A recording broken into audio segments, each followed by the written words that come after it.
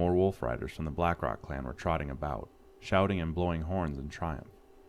The crowd was going insane with delight, yelling and dancing and cheering wildly. These were the new allies. Durotan could scarcely believe it. Even as he stared, unable to find words, the biggest ogre he had ever seen appeared.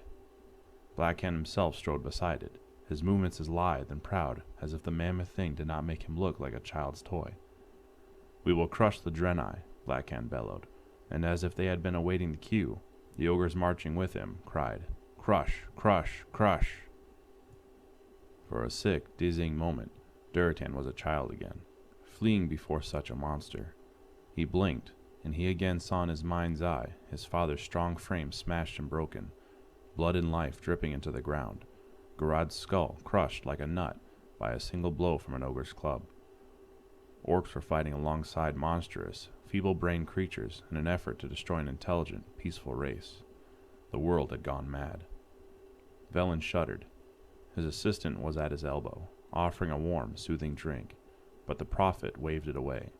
No comfort would come from a beverage now. No comfort could ever truly come again. He had grieved when word had come that Telmor had fallen, and with the city his dear friend Restallon. It had been even more painful to hear how the attack had occurred. Velen had seen something special in the youth Durotan had been, and his treatment at the orc's hand had only served to confirm his faith in the chieftain of the Frostwolf clan. But now this. Durotan and Ogrim had been the only two orcs to ever witness how the green stone had protected the city. One of them had even memorized the incantation that would deactivate the stone's protective camouflage. A handful had escaped to flee here, to the temple of Karabor. Their wounds had been dressed, but there was nothing Velen or anyone else could do to heal their shattered spirits. But worse news was to come. The refugees did not tell of simple bows and arrows, or axes or spears or hammers being the sole weapons of destruction. They spoke in low, hushed voices of greenish-black bolts of terrible pain, of torment beyond anything that the shaman had hitherto inflicted upon their enemies. They spoke of creatures gibbering and capering at the feet of those who wielded this magic based on suffering and agony. They spoke of Manari. Suddenly, many things fell into place with a dreadful logic. The abrupt, irrational attacks by the orcs, their sudden increase in technology and skill, the fact that they had turned their backs on their shamanism, a religion that, as Velen understood it, required a give-and-take relationship between the elemental powers and those who would wield them. Those who would command the Manari did not seek balance or harmony with their power. They sought dominance, just as Kil'jaeden and Archimonde had.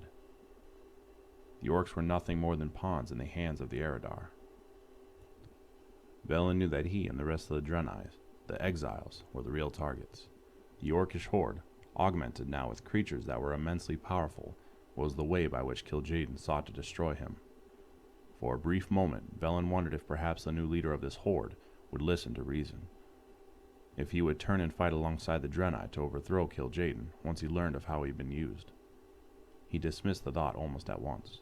It was probable that those who were being used by Kil'jaeden knew of the Eredar's true nature and purpose, and the offer of power likely seemed believable as well as seductive. So had Archimonde and Kil'jaeden succumbed, and they were far older, stronger, and wiser than any orc. And now, this vision, adding insult to injury, a vision of the lumbering ogres allying with the orcs, something that he once would have dismissed as a dream brought on by a too-rich meal. Now he knew it to be the truth. Something had changed the inherent nature of the orcs so drastically, so irrevocably, that they had allied with creatures that they had hated for generations against the Draenei, a people they had been tentative friends with for almost as long.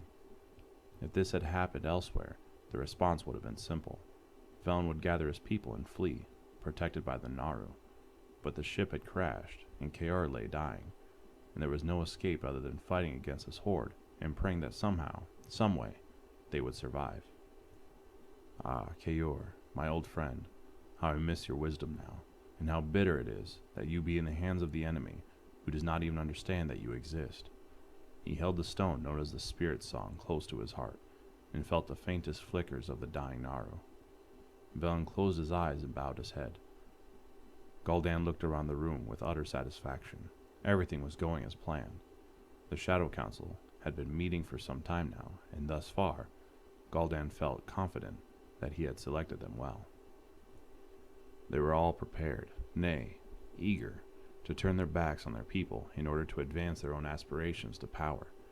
They had accomplished so much already, acting through their puppet that was foolish enough to believe he was a true part of the council rather than simply their mouthpiece. It had been easy to get him elected war chief, and as long as the council smiled and nodded at him for the few moments that he attended the meetings, he did not question his position. But Blackhand always departed before the real meetings began, sent on some mission or another that made his barrel chest swell with pride. "Greetings," Gul'dan said as he slipped into his chair at the head of the table. As always, Ner'zhul lurked in a corner, never invited to sit with the others, but permitted to hear their conversations. Kil'jaeden had so instructed, and while Gul'dan was unsure as why his benefactor desired this, he wanted nothing more than to stay in Kil'jaeden's good graces and did not demur. The council murmured perfunctory greetings, and Gul'dan got down to business. How are the various clans reacting to the idea of ogres as allies? Kargoth, let's start with you. The chieftain of the Shattered Hand clan grinned and grunted. They are primed for bloodshed, and they don't care who helps them slit open Draenei throats.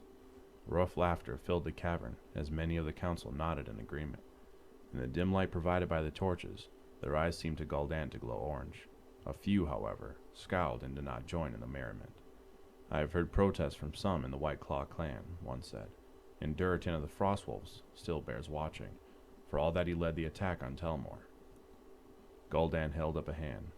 Do not fear. I have had Durotan in my mind for some time. Why has he not been eliminated? Kargoth growled angrily. It would be easy to replace him with another more in line with our plans. Durotan is becoming well known for disagreeing with Blackhand's position, and yours as well. That is precisely why I still need him alive, Gul'dan said, watching to see who understood without further explanation.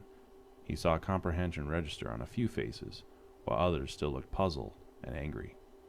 Because he is known for a more moderate stance, Gul'dan continued, regretful that he had to spell it out for anyone on the council. When he does finally go along, everyone else who might have doubts goes with him. He speaks for many who do not dare speak for themselves. If Durotan agrees, so goes their logic, then it must be all right. As Kargoth mentioned, the Frostwolf clan is not the only one who appears to have their reservations. But what if there comes a time that he does not agree? Some line he is not willing to cross. Gul'dan smiled frostily. Then we will deal with him in a way that best advances our power without placing it at risk. As we always do. Gul'dan decided it was time to change the subject. He leaned forward, placing his hands on the table. Speaking of those who have reservations, I have heard that there are some who continue to attempt to contact the elements and the ancestors. One of the members looked uncomfortable. I have attempted to dissuade them, but I cannot see how I can punish them for it. It was, after all, belief that the ancestors wanted us to attack the Draenei that made this even possible. He sounded a bit defiant. Gul'dan smiled reassuringly. Yes, indeed. That was the bait that hooked them so deeply. He glanced over at Ner'zhul. The older shaman met his eyes and then glanced down quickly. Such had been the bait that hooked Ner'zhul as well. Bait that did not hold the same appeal for Gul'dan. But that is no longer necessary, Gul'dan continued. We must make sure that there is no turning back to the old ways. We have been lucky indeed in our campaign, and with the ogres, success is likely to continue. But if there are any setbacks, any battles that go poorly, then those who still hold shamanism close to their hearts may find an appreciative ear. That won't do it all. He tapped his chin thoughtfully. We must do more than simply encourage warlock practices. We must actively discourage shamanism. It would be unfortunate if for some reason the ancestors actually were able to communicate with their descendants. Again he glanced at Ner'zhul. It had only been when Ner'zhul had traveled to the sacred mountain that he had been able to speak with the ancestors and discover what had really been going on. Until that point, even as powerful a shaman as he was, Ner'zhul had been tricked by illusions. The answer, therefore, seemed simple. Deep in the disembodied dreaming floated the beings that were made of light. They had the memories of what had gone before, and they had glimpses into the future. Long had they dwelt here, fed by the other, who was like them, but not like them, and who they sensed was well into the heart of soul passing. Until recently, they had dwelt in this state of being not being, in peace and tranquility. But now, defilement and hatred and danger had come. They could not reach the sleeping, beloved living any longer, and the beloved living did not come as they used to replenish the sacred pool and unintentionally keep the other alive. Only the greatly deceived one had come, weeping and begging, but too far lost in the deception to be aided. Suddenly, their deep dreaming was disrupted. A tremor went through them. Pain savaged them, and they cried out for aid from the other, who could not help them, who could not help itself.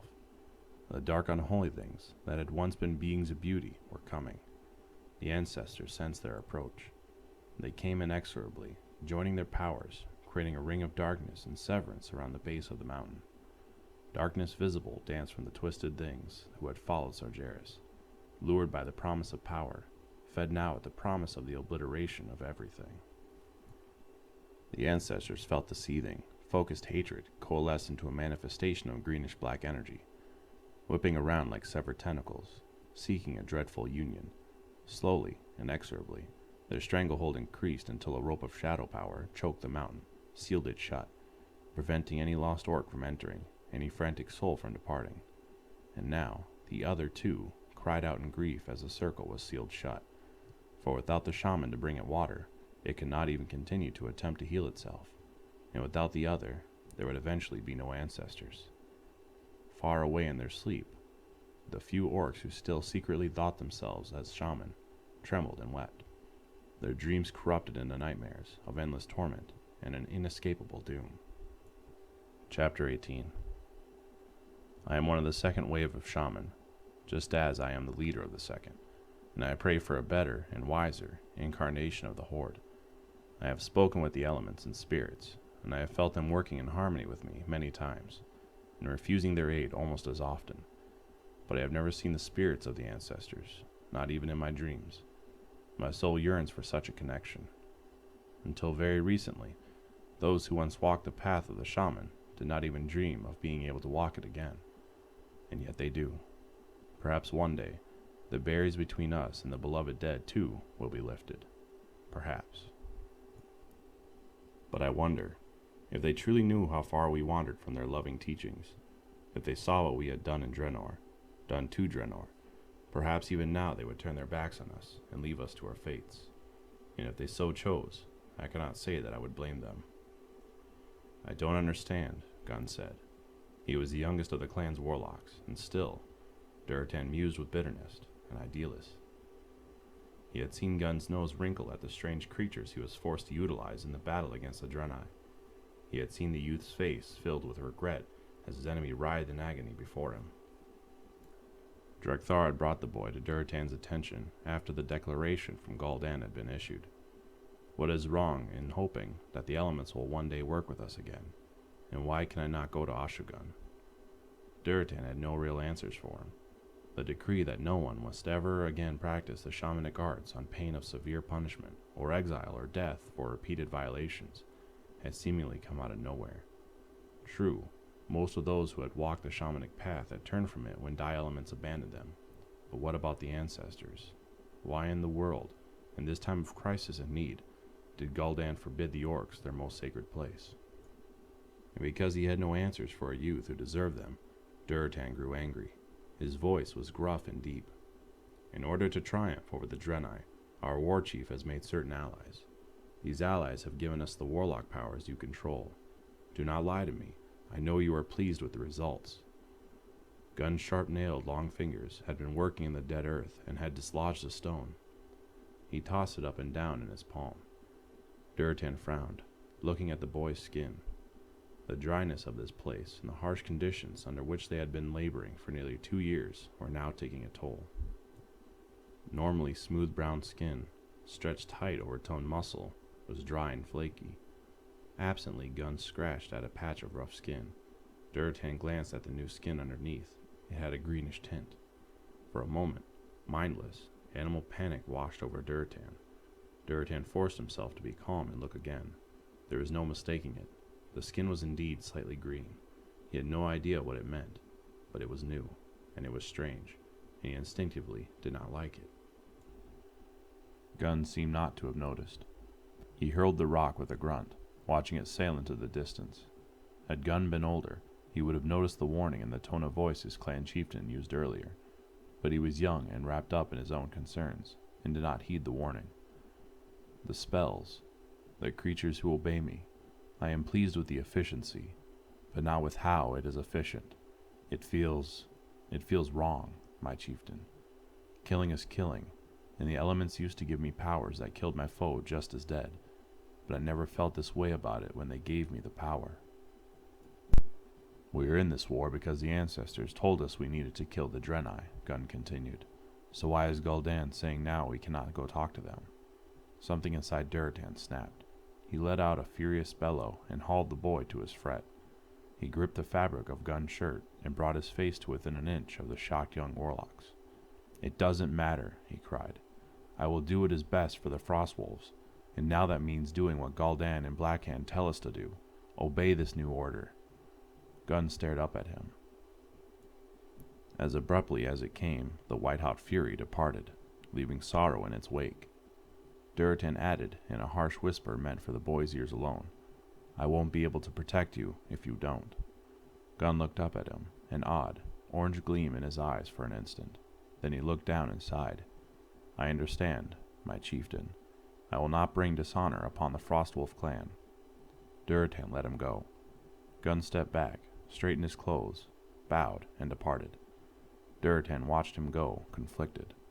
Gunn, too, sensed the wrongness in the way things were unfolding, but a single youth attempting to contact the elements could not stand against it.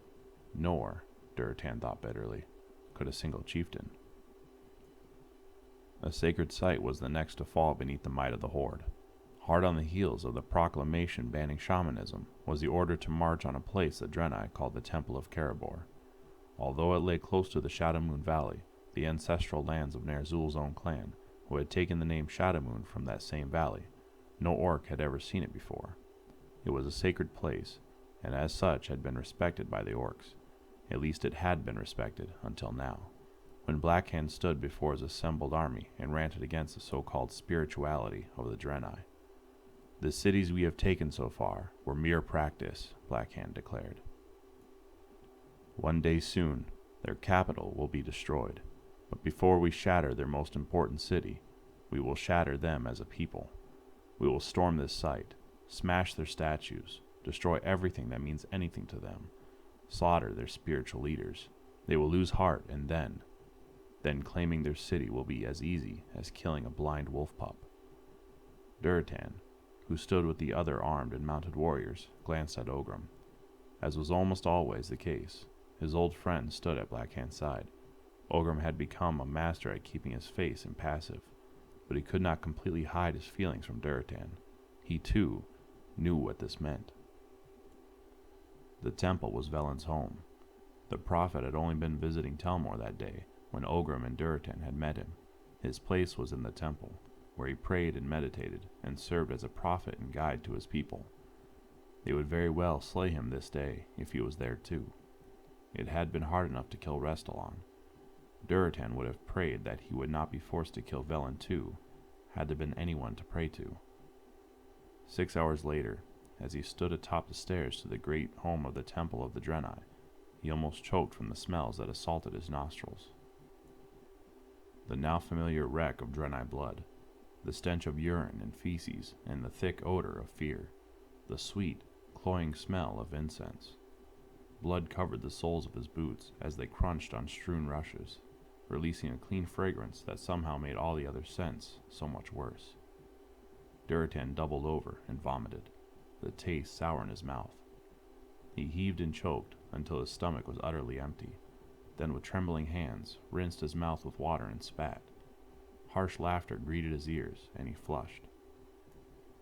He turned to see Blackhand's 2 male brats, Rend and Maim, laughing at him. That's the spirit, Rend said, chuckling still. That's all they deserve, our vomit and spit. Yeah, said Maim, unoriginally. Our vomit and spit. Maim kicked the corpse of a nearby priest clad in pale purple vestments and spat on it. Durotan turned away in disgust and horror, but there was no respite. Everywhere he looked, he saw orcs doing the same thing to corpses, defiling them, looting them, putting on their bloody, rent robes and parading about mockingly. Others were methodically filling sacks with beautifully carved bowls and plates and candlesticks, while they crunched on sweet fruits that had been left as offerings to deities that the orcs didn't begin to understand and didn't want to. Blackhand, with another victory to his credit, had found some kind of alcoholic beverage and was chugging it down so quickly some of the green fluid spilled and dripped onto his armor. Is this what we have become? Murderers of unarmed priests, looters of things holy to them, defilers of their very bodies. Mother Kashur, in a way I am glad you are forbidden to us. I would not want you to see this. They have taken the temple, said Kil'jaeden, but they have not found me my prize. Kil'jaeden's voice was as honey-smooth as ever, but his tail lashed agitatedly. Gul'dan's stomach clenched in fear. Belen the traitor must have known somehow, Gul'dan said. He is called Prophet, after all. Kil'jaeden's massive head whipped around, and Gul'dan had to force himself not to quail. Then Kil'jaeden nodded slowly. You are right, he said. If he were an easy and stupid enemy, I would have found him here now. Gul'dan began to breathe again. Part of him burned to ask what Velen had done to one who was, he was certain, his own kind in order to earn himself such a single-minded hatred. But Gul'dan was wise enough to keep silent. He could live with his curiosity, unsatisfied on this particular issue. With their temple taken for our own purposes, Great One, surely those that remain will have all fled to the city. They will be there, thinking themselves safe, but they will be trapped instead. Kil'jaeden steepled his scarlet fingers and smiled. Yes, he said. Yes, the temple shall be yours. Blackhand is quite comfortably ensconced in the citadel. But before you order your little puppets to attack the Draenei stronghold, I have a little gift for them. Ner'zhul waited until Gul'dan was finished. He watched beneath half-closed lids as Gul'dan wrote letter after letter, getting ink stains on his stubby fingers, using those same stubby fingers to pop a piece of fruit or a chunk of meat into his mouth. These were important letters, then. Normally, Gul'dan would have one of the unctuous scribes send out missives. The temple had been purged, was the word Gul'dan had used. The priests that lingered to bravely and foolishly stand against the wave of orcs had been killed with ruthless speed and efficiency. Ner'zhul heard that their bodies had been violated, and found that part of him still held on to enough compassion that the thought sickened him. Those violated bodies were long gone, as were their sacred items. Much of the temple had been closed off. The council and its servants did not require that much room. Some furnishings had been taken and used for the council's needs. Others had been torn down or removed, replaced with the dark, ominously spiky decorations that were rapidly becoming inextricably associated with the Horde. The entire structure had been renamed the Black Temple, and instead of priests and prophets, it now played host to liars and traitors. And Ner'zhul mused bitterly. He was certainly among that number. At last, Gul'dan was finished. He dusted the ink with powder to prevent smears and sat back. He looked up at his former master with thinly veiled disgust. Address them and take them to the couriers. See that you do it quickly. Ner'zhul inclined his head. He still could not bring himself to bow before his erstwhile apprentice, and Gul'dan, knowing full well just how broken Ner'zhul was, did not press it. He sat down in the chair Gul'dan vacated, and the moment Gul'dan's heavy stride could no longer be heard, he immediately began to read. Gul'dan expected him to read the letters, of course, and indeed, there was nothing contained in them that Ner'zhul did not know. He was privy to all meetings of the Shadow Council, though he was forced to sit on the cold stone floor of the Black Temple, and not at the huge stone table with those who had the real power. He was not certain just why he was allowed, only that for some reason Kil'jaeden wanted him there. Otherwise, he was certain Gul'dan would have dispatched him here now. His eyes flew over the words, and he was sickened by them. He felt utterly impotent, like a fly trapped in the sticky sap that flowed down the barks of the alimba tree, or that used to. From what he had heard, the trees that provided the sweet nectar had either been cut down, their wood used for weapons, or were dying.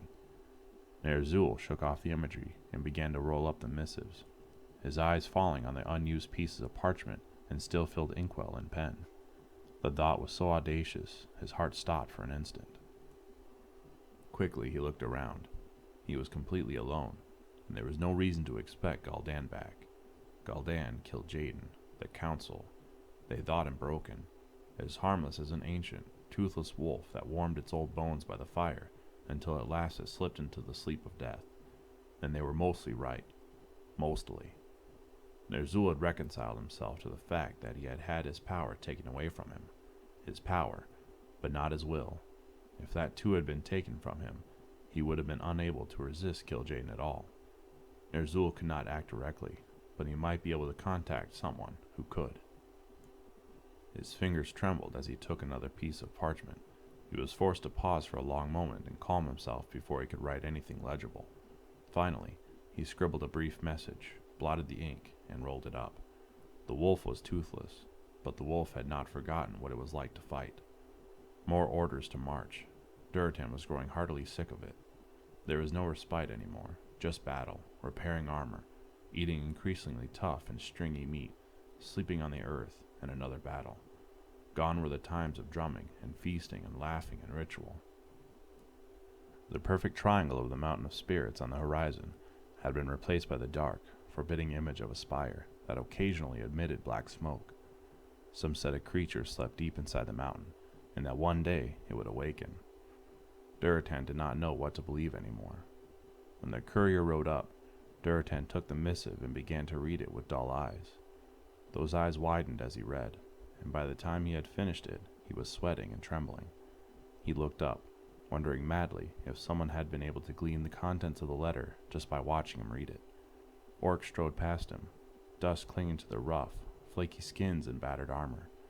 No one gave him so much as a disinterested glance. He hurried to Draka, the one person in the world he dared to share this information with. Her eyes widened as she read. "Who else knows of this?" she said quietly, fighting to keep her face impassive. "Only you," he said, equally softly. "Will you tell Ogrim?" Durotan shook his head. Pain laced his heart. "I dare not. He is oath-bound to tell Blackhand." "Do you think Blackhand knows about this?" Durotan shrugged. "I have no idea who knows what. I only know that I must protect my people, and I will do so." Draka looked at him long and hard. "If we as an entire clan do not do this thing, we will attract attention. You risk punishment, maybe even exile, or death." Durotan stabbed a finger at the letter. "Any one of those things is better than what will happen if we obey. No, I have sworn to protect my clan. I will not give them over to—" He realized belatedly that his voice had risen and some heads were starting to turn. "I will not give them over to this." Draka's eyes filled with quick tears, and she gripped his arm hard. Her nails dug into his flesh. "That," she said fiercely, "is why I became your mate. I am so proud of you." Chapter 19. I am proud of my heritage. I am proud that I can name Durotan and Draka as my parents. I am proud that Ogrim Doomhammer called me friend and trusted me with the leadership of the people he loved. I am proud of my parents' courage, and at the same time, I wish there had been more they could do. But I am not in their place. It is easy to sit back, secure in my position and comforts in this life, decades after the fact, and say, "You should have done this," or "You should have said that." I offer no judgment on anyone save a handful of individuals who knew full well what they were doing, knew that they were trading the lives and destiny of their people for gratification in the moment, and did so gleefully. For the others, I can only shake my head and be grateful that I was not forced to make the choices they did. Gul'dan was so excited he could hardly contain himself. He had looked forward to this moment ever since Kil'jaeden had first spoken of it. He had wanted to move forward even faster than his master did, but Kil'jaeden had chuckled and counseled patience. "I have seen them, and they are not quite ready yet. Timing is everything, Gul'dan.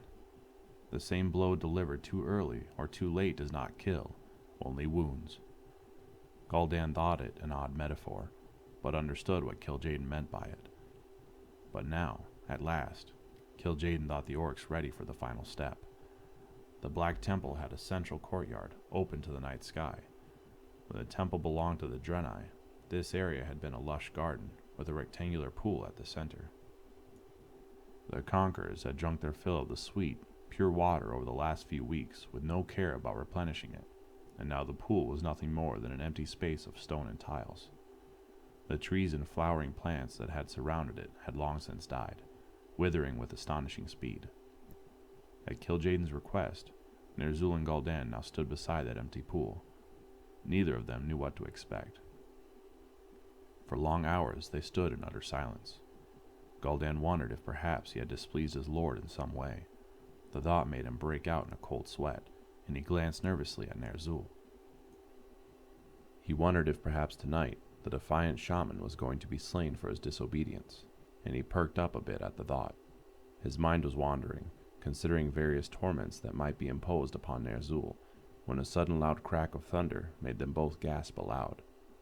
Gul'dan looked up at the sky, where there had hitherto been a host of stars. Now there was only black emptiness. He swallowed hard, his eyes riveted on the darkness. Suddenly the darkness began to churn.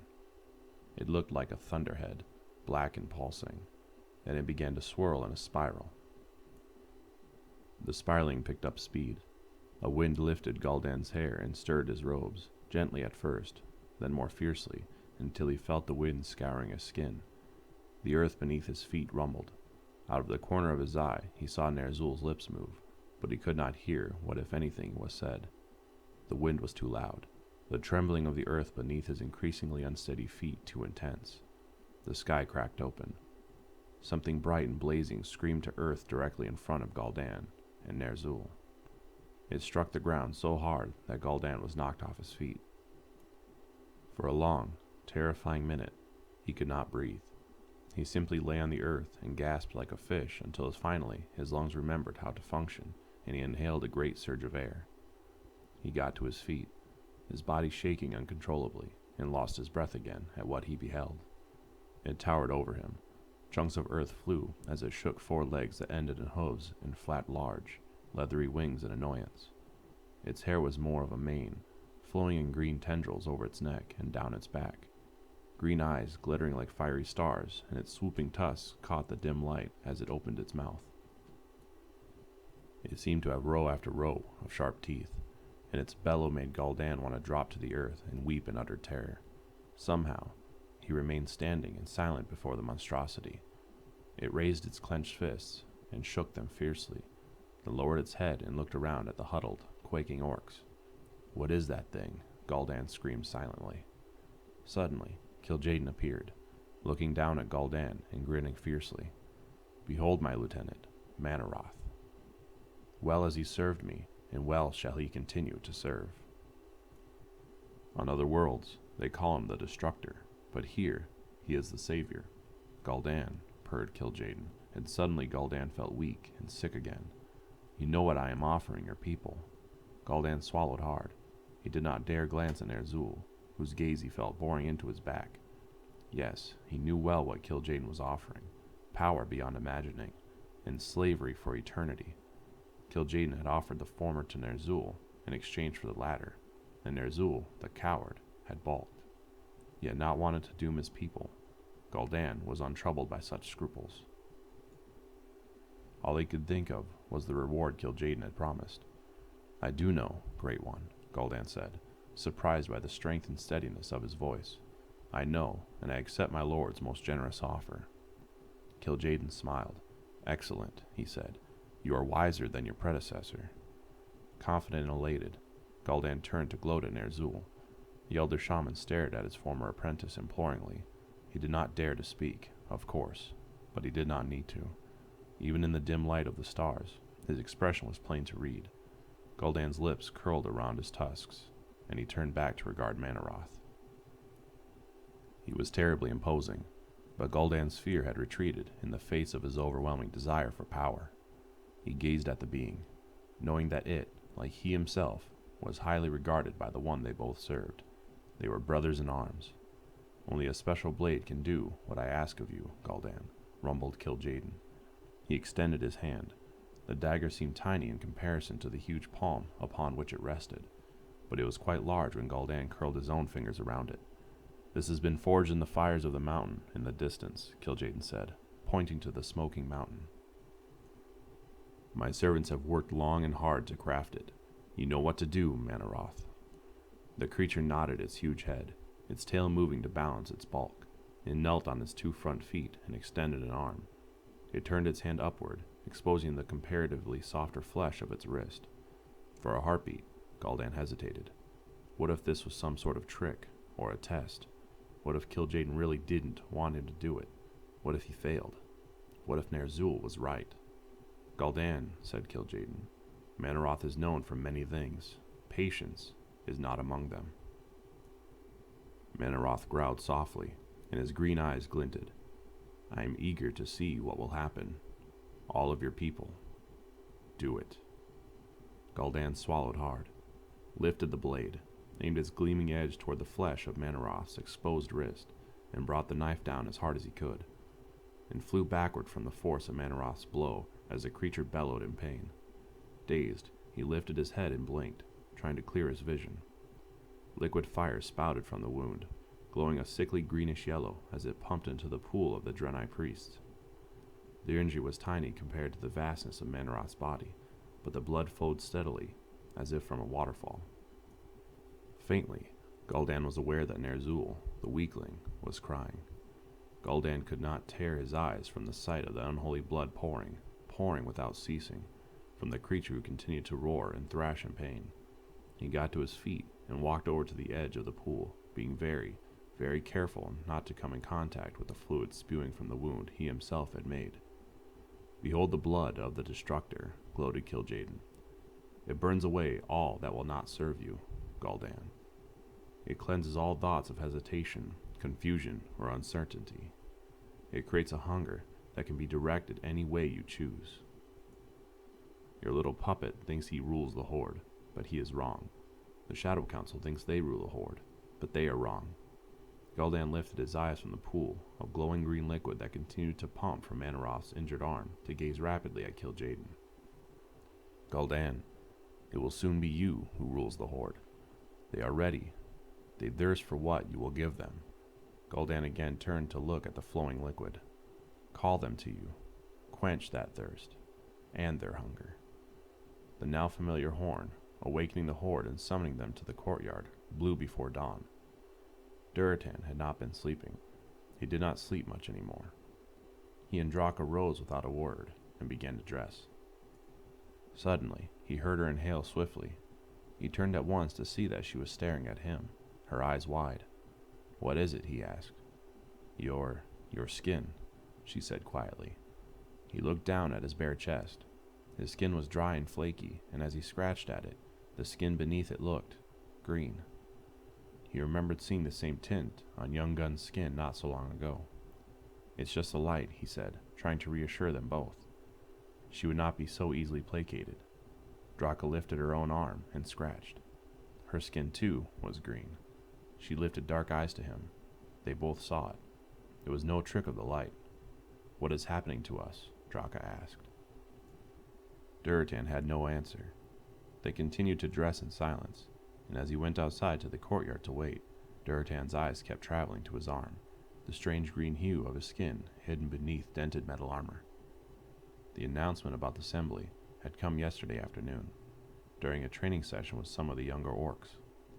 Durotan still could not get used to seeing children who, a few months earlier, had been barely able to walk, now wielding swords and axes with extraordinary power. They seemed content with their new status, even pleased, but Durotan fought the urge to shake his head every time he saw them.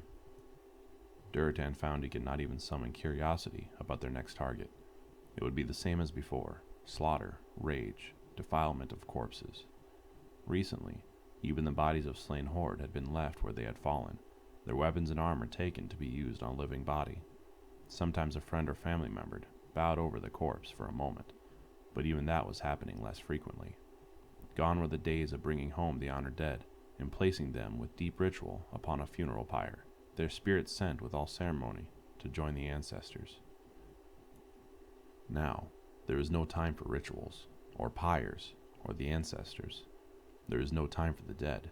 There is no time for anything, it would seem, but slaughtering Draenei and mending weapons and armor so the Horde could go out again to continue the task. He stood with dull eyes in the courtyard, awaiting his orders. Blackhand rode to the gates of the citadel, where they could see him clearly. There was a wind today, with nothing to block it in this desolate place. It caused the banners of the various clans to snap fiercely. "We have a long march ahead of us," Blackhand cried. "You were told to pack supplies. I hope you listened. Warriors, your weapons must be ready and your armor sound.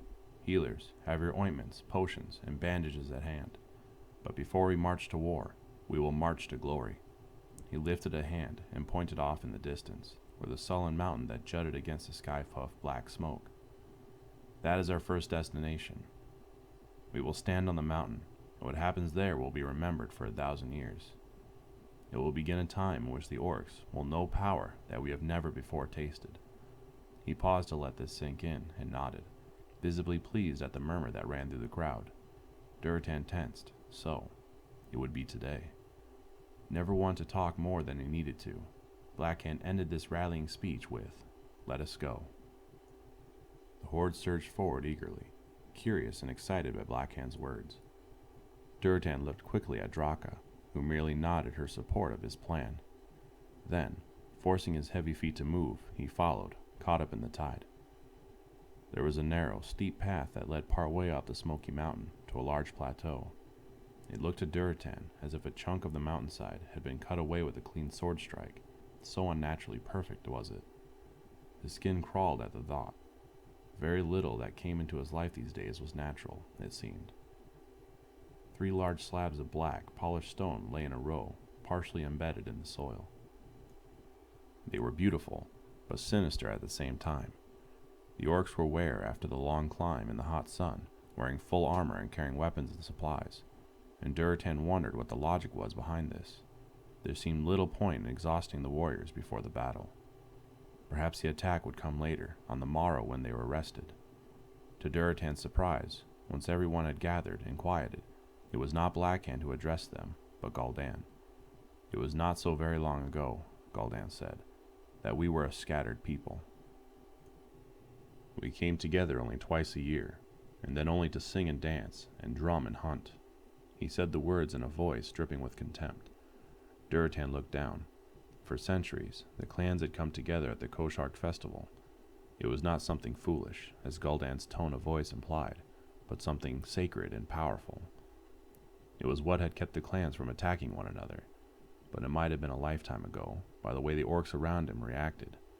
They too grunted in disapproval, shook their weapons fiercely, and looked ashamed, even those among them who had been the shaman.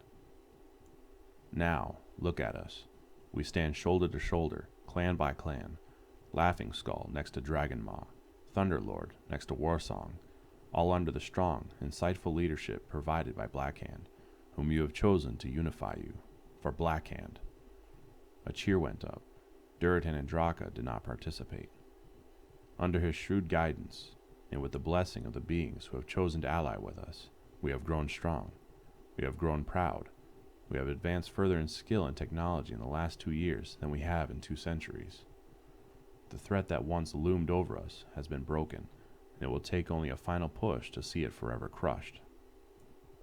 But first, we will pledge ourselves to this cause and receive blessings in return. He bent and held up a strange chalice.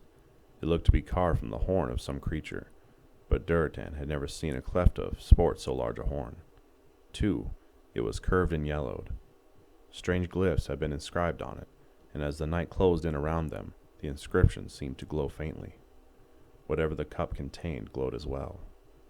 As Gul'dan held it before him, an eerie yellow-green light lit up his face from beneath, casting grotesque shadows. "This is the cup of unity," Gul'dan said in a reverent voice. "This is the chalice of rebirth. I offer this to the leader of every clan, and he in turn may offer it to anyone in his clan whom he wishes to be particularly blessed by the beings who have been so very, very good to us. Who will come forth first, to pledge his loyalty and receive his blessings?" Gul'dan turned a little to his right, toward Blackhand. The other orc grinned and opened his mouth to speak when a savage, familiar voice rent the night air. No, Durotan thought. No, not him. Draka's hand clamped down hard on Durotan's arm. Will you warn him? Durotan's throat worked, but he could not speak. He shook his head. No. Once, he had counted the slender but imposing orc who strolled boldly forward as a friend. But he could not risk revealing that he knew what was going on, not even for Grom Hellscream. The chieftain of the Warsong clan had made his way through the crowd to stand in front of Gul'dan. Blackhand looked up a bit put out at Hellscream. Clearly, both Gul'dan and Blackhand had anticipated that the war chief would drink first. Gul'dan's mouth quirked in a smile. Ever wanted to seize the moment, dear Grom, he said, bowing a little as he handed the cup filled with a swirling green fluid to Grom. Waves of heat and light rose up from the chalice, and Grom's face, already decorated to inspire fear in his enemies and respect from his allies, looked even more alarming. Grom did not hesitate. He brought the cup to his lips and drank deeply. Durotan watched, straining to see the reaction. Perhaps, after all, the letter had not been sent by someone who wished him good. Perhaps it had been a trap. Gul'dan barely had time to take the chalice from Grom before the other orc stiffed and shuddered. He doubled over for a moment, and the crowd murmured in worry. Durotan stared, horrified, as Grom's hunched-over body pulsated and quivered. Before his eyes, Grom's shoulders, slender for an orc's, broadened. His armor creaked as it settled over his newly powerful body. Slowly, Grom straightened. Tall as ever he had been, reshaped by the green liquid to be stronger and thickly muscled, he looked out over the crowd. What Durotan could see of his face was smooth and healthy and, save for the tattooed jaw, completely green. Grom threw his head back and shrieked again. The cry was louder than Durotan had ever heard it. It was almost like a knife made of sound that ripped through one's body and left one shattered and bleeding. Durotan covered his ears, as did nearly everyone else, but he could not tear his gaze from Grom's face. Grom's eyes now glowed red. How do you feel, Grom Hellscream of the Warsong clan? Asked Gul'dan with a peculiar mildness. Grom's expression of ecstasy was so keen it was almost pain, and he seemed to grope for the words. I feel magnificent. I feel... He broke off and screamed a third time, as if only the primal cry would do. Give me Draenei flesh to tear and rip. Draenei blood on my face. I will drink it down until I can hold no more. Give me their blood. His chest heaved with the passion of his emotions, his fists clenching and unclenching. He looked prepared to attack an entire city with nothing but his bare hands, and Durotan thought he would win that battle. Hellscream motioned to his clan. Voices of the Warsong, come forth. Not a one of you will be denied this ecstasy. The Warsong warriors rushed forward, all eager to feel what their chieftain was feeling. The cup was passed around, and one by one they drank. Each one shuddered for a moment in deep pain. Each one passed through that pain to apparent delight and obviously increased strength. And the eyes of every one who drank turned a blazing red. Blackhand watched, his frown increasing. When the last of the Warsongs had drunk from the cup, he grunted. I will drink, he demanded, seizing the cup and swigging down with a great gulp. Blackhand clutched his throat for a moment, but stayed completely silent while whatever dark magic was in the cup did its hellish duty. He had removed his armor, and the muscles rippling and growing beneath his taut green skin were clearly visible. Red eyes glowed when he finally looked up. He motioned to his sons, and Maim and Ren shoved other orcs perfunctorily out of their way as they rushed forward. Durotan saw Griselda, Blackhand's only daughter, hesitate before she too stepped up to drink. Blackhand sneered at her. Not you, he snarled. Griselda drew back as if struck. Durotan, who had always been fond of the girl, breathed a sigh of relief. Blackhand intended to shame her. Instead, he was unwittingly giving her a great gift. Blackhand motioned to Ogrim. Come, friend Ogrim, drink with me. Even now, as his best and oldest friend was being summoned to drink the dark liquid, Durotan could not speak, but thankfully he did not need to. Ogrim bowed his head. My chieftain, I will not take that glory from you. I am your second, not chieftain, and I do not seek that position. Durotan sagged with relief. Ogrim saw what Durotan had seen. even though he was not privy to the information Durotan had been given. He was not a fool. He owned his own soul, and he would not surrender it for the sort of power that racked the body and made the eyes burn with such a sinister gleam. Now the other clan chieftains lined up, anxious for this blessing that had so excited two of their most famous and respected chieftains. Durotan did not move. Drekthar leaned in and whispered, "My chieftain, do you not wish the blessing?" Durotan shook his head. "No, nor will I permit any of my clan to drink." Drekthar blinked, shocked. "But, Durotan, it is obvious that this drink grants great power and passion. You would be a fool not to drink it." Durotan shook his head, recalling the contents of the letter. He had been skeptical at first. Now he was certain. "I would be a fool if I did," he said quietly, and when Drekthar tried to protest, he silenced the former shaman with a look. Unbidden and unexpected, words from the Draenei prophet Velen floated back to Durotan. "We chose not to sell our people into slavery, and for that we were exiled." Durotan knew in his bones that once the orcs had drunk from this chalice, their will was no longer theirs. Gul'dan was doing exactly what the leaders on the Draenei's home world had done. He had sold his people into slavery. History was repeating itself. Now it was Durotan who defied his leaders for the sake of his people. Perhaps he and his clan, like the Draenei, would soon be exiled ones. It did not matter. What he was doing was right. He realized that now all the chieftains save he had drunk, and the moment he had dreaded was upon him. Gul'dan waved him forward. "The mighty Durotan, the hero of Telmor." Durotan forced his face to remain still. "Come and join with the other chieftains. Drink your fill from the chalice." "Nay, Gul'dan, I will not do so." In the light of the torches, Durotan could see that muscle twitch near Gul'dan's right eye. "You refuse. Do you think you are better than the others? Do you think that you do not need the blessing?" The other chieftains were frowning now. Their breathing labored as if they had been running, their brows glistening with sweat. Durotan did not rise to the bait. "It is my choice."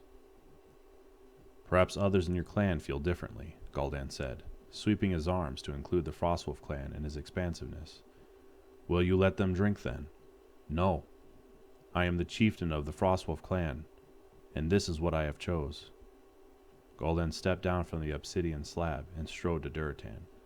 He leaned in and whispered in the chieftain's ears, "What do you know, and how do you know it?" It was no doubt meant to be an intimidating gesture, but instead Durotan was filled with new hope. Gul'dan felt threatened, but instead of sending an assassin in the night to dispatch someone he regarded as an inconvenience, he was trying to bully Durotan into submission. He had just confirmed the truth of the contents of the mysterious letter, and revealed that he had no idea who its author was. Durotan realized he could survive this and still protect his clan. He said, equally quiet, "I know enough, and you will never discover how I learned it." Gul'dan pulled back and forced a smile. "It is indeed your choice, Durotan, son of Garad, and if you choose to deny yourself such a blessing, then you must bear the consequences." The words were double-edged, but Durotan did not care. Another day, he might need to worry about what Gul'dan had planned for him, but not tonight. Gul'dan returned to his position and cried out to the crowd. "All who wish the blessing of the mighty Kil'jaeden, our benefactor, have received it. Think of this place as hallowed ground, for here the orcs took steps to becoming something far greater than what we were born as. Think of this mighty mountain as Kil'jaeden's throne, where he sits and watches and blesses us as we do work that will purge us still further of anything other than the best of which we are capable." He stepped back and nodded to Blackhand, his eyes glowing red, his armor catching the flickering of torches. Blackhand lifted his arms and cried, "Tonight we make history. Tonight we attack the last remaining stronghold of our enemy. We will tear limbs from bodies. We will bathe in blood. We will storm through the streets of their capital like their worst nightmare. Blood and thunder, victory to the Horde." Durotan stared. Tonight, there had been no strategy discussed. This was not some little hamlet or village Blackhand was talking about, but the Draenei capital. This was their place of last refuge, and he was certain they would fight more fiercely than they had ever before, like cornered animals. He recalled the huge engines of war that had been built, and knew that Blackhand had ordered them moved. Where, neither Durotan nor the others knew. Madness. This was madness. And as he looked at the screaming bodies surrounding him, their eyes all twin pinpricks of crimson light, he realized that the word was truer than he thought. Those who had drunk from the tainted cup had indeed gone mad. Grom Hellscream danced closer to the fire, waving his newly muscular arms and throwing his head back, the firelight dancing on the once brown skin that had now turned green. Durotan, sick and dazed with horror, looked into glowing red eyes that were so akin to those of the enslaved creatures the warlocks commanded. That green skin, the same green hue that was already tainting the skins of the warlocks, like Gunn, was even starting to taint Durotan's own skin, and that of the one he loved with all his heart. He thought of the contents of the letter, written in an archaic tongue that few but the highly educated, the shaman and the clan leaders, would know. You will be asked to drink. Refuse. It is the blood of twisted souls, and it will twist yours, and those of all who imbibe. It will enslave you forever. By the love of all we once held dear, refuse. The ancient language had a single word for twisted souls. These were the things that were held in check by the warlock's will, but just barely. The fluid that had passed the lips of those Durotan had called both friend and foe had been the blood of one such. And Durotan watched as the twisted souls, that the orcs now were somehow bound to, danced insanely in the torchlight before racing down the mountain to run, fueled with unnatural rage and energy, to attack the most fortified city this world had ever seen. Twisted souls. Demons. Chapter 20. I have spoken to many who were there at the destruction of the city of Shattrath. When I ask them about the events, their minds are clouded, and their recall is poor. Even Drekthar, who remembers so much with astonishing clarity, stammers and hesitates when asked to recall the details.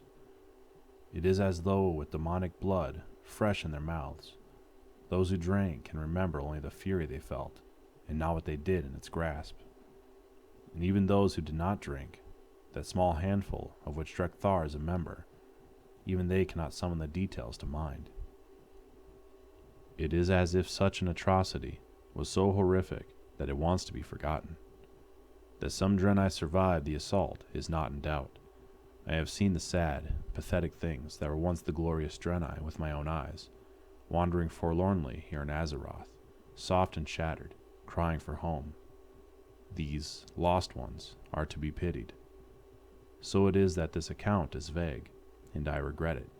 Such a moment, dark though it may be, should not be forgotten or glossed over. But such is the chronicler's challenge. The orcs charged down the trail, burning with a feral need to destroy. Some were so overflowing with rage and hatred that they took swipes at the very rocks as they passed them. Sonic bellowed their fury. Others were grimly, deathly silent, all their energies contained and simmering, ready to be released at the proper moment. During that long run, Durotan was more afraid of his own people, of individuals that he had once called friend, than of any ogre wielding a club, or any herd of talbugs, or any enraged, attacking Draenei. He was cold with sweat, shaking in his boots, but not from any fear for himself. His fear was for what would happen next, not to the Draenei, for their destiny was surely already written, but to the orcs. He could not bring himself in those moments as they are running to Shattrath, to call them the Horde. At one point, a horrible rumbling knocked them all off their feet. As they clambered upright, they turned and looked back to where they had come. It looked as if the mountain had exploded. Liquid fire was belched into the night sky, hurtling upward, then falling and splattering down the jagged peak. It radiated and glowed like the demon blood that the orcs had just drunk, though its hue was orange-yellow and not an eerie green. More and more molten stone was spewed from the mountain. It was a glorious, mesmerizing, and horrific sight. The orcs took it as a sign, and a cheer erupted from their ranks. After a few moments of celebrating at the very mountain, the throne of Kil'jaeden blessing their endeavor, they turned and continued their race towards slaughter. A mile outside the city, they slowed. An area had been cleared, and recently too, and for a moment, the first orcs to arrive at this site simply stared in confusion. This was where they had been told to assemble. This was where their war engines were supposed to have been quartered. Then, with no warning, something materialized right in front of their eyes. The orcs drew back, hissing. Then, in the face of all sanity and logic, they started snarling at the huge being. It towered over them, 3 times taller than the tallest ogre, red from its cloven hooves to the tip of its lashing tail, from its jutting horns to its sharp black nails. Its size was nothing like they had ever seen, but its shape. Durotan stared at it, thinking that it looked like nothing so much as a gigantic, crimson-skinned Draenei. The sudden realization that the orcs had been plunged into a personal conflict that should never have concerned them crashed over him like a tidal wave. You have nothing to fear, and everything to celebrate, you who have sworn your allegiance to me, it cried, its voice penetrating to the very bone. I am Kil'jaeden, the Beautiful One, the one who has been with you since the beginning, and I am with you now as you head to the most glorious battle yet. Once, the wicked Draenei plotted against you, hiding an entire city from your eyes. But you have destroyed that city, and others, and vanquished their temple. All that remains is this one final battle, and then the threat will be eliminated. The green stone that once hid the city of Telmor from you now hides their doom from them. Kella Men Samir, Sole Ama Kal, and the illusion was dispelled. Before them were dozens of catapults, battering rams, siege weapons of all varieties. Standing beside the engines of war were the ogres, still and silent, their stupid faces filled with determination. They bore weapons suited to their size, and Durotan realized that there were at least 3 dozen of them ready to fight. They made the huge weapons look like toys,